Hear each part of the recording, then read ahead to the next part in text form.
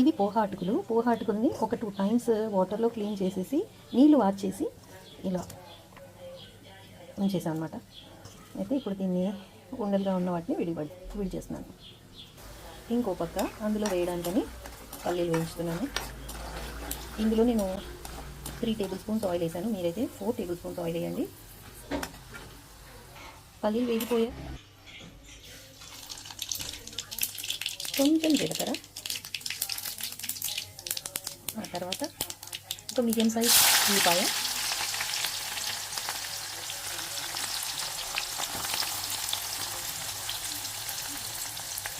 ఆ తర్వాత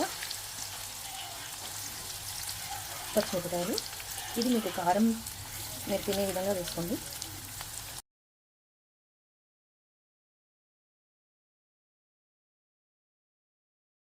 కరివేపాకు ఎక్కువ ఉంటే ఎక్కువనే వేసుకోవచ్చు.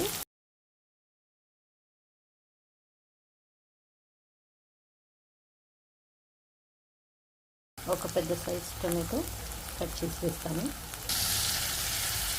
సన్నగా తరిగిన టమాటా ముక్కలు, సన్నగా తరిగిన క్యారెట్ ముక్కలు వేసాను.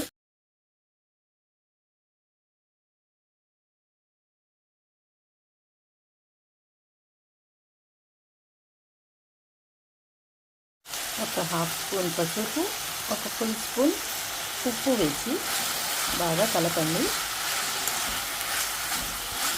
ఇప్పుడు దీన్ని కాసేపు మూత పెట్టి మగ్గించాక మనం నానుకున్న అటుకులు లేదా పోహా అటుకులని ఇందులో వేసిస్తామన్నమాట.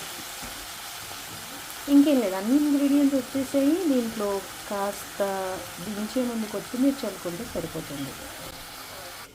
కాసేపు మూత పెట్టి మగ్గించుకోవాలి.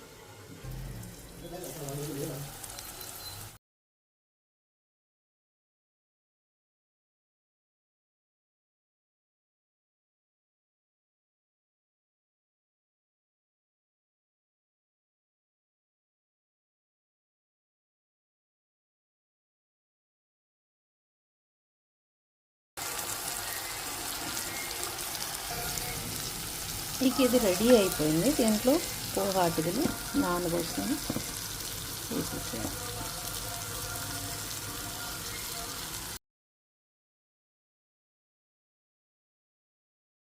ఇలా వేసుకున్న పోహాని మొత్తం కలిపేయాలి.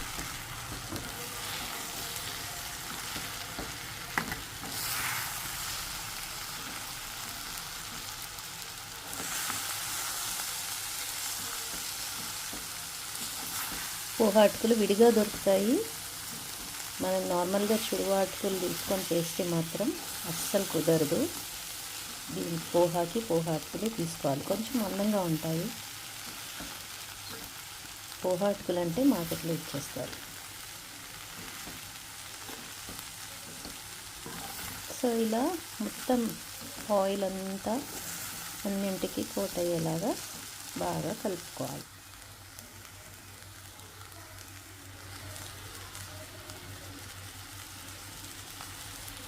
ఇలా చక్కగా కలుపుకొని మూత పెట్టేసి ఒక 2 నిమిషాలు కుక్ చేయాలి.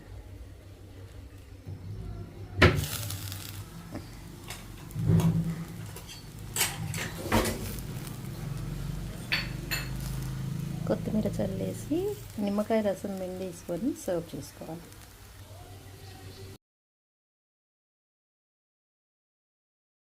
నేను ఒక నిమ్మకాయ పిండాను, చిన్నగా ఉంది, పెద్దదైతే సగం చెక్క సరిపోయింది. ఇప్పుడు ఒకసారి కలిపేసి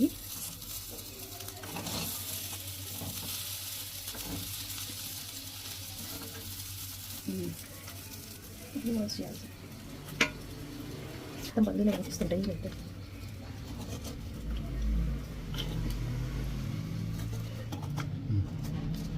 ఇదండి పోహా రెసిపీ. దీన్ని పోహా అంటారు లేదా సుశీలా అని కూడా అంటారు. మహారాష్ట్రలో అయితే చాలామంది ఇది ప్రిఫర్ చేస్తుంటారు. బ్రేక్ఫాస్ట్ ఆర్ ఈవినింగ్ స్నాక్స్లోకి ఈ పోహాని ప్రిఫర్ చేస్తూ ఉంటాము. ఈ రెసిపీ కనుక నచ్చినట్లయితే లైక్ చేయండి, షేర్ చేయండి అండ్ సబ్స్క్రైబ్ చేయడం మర్చిపోకండి. Thank you very much.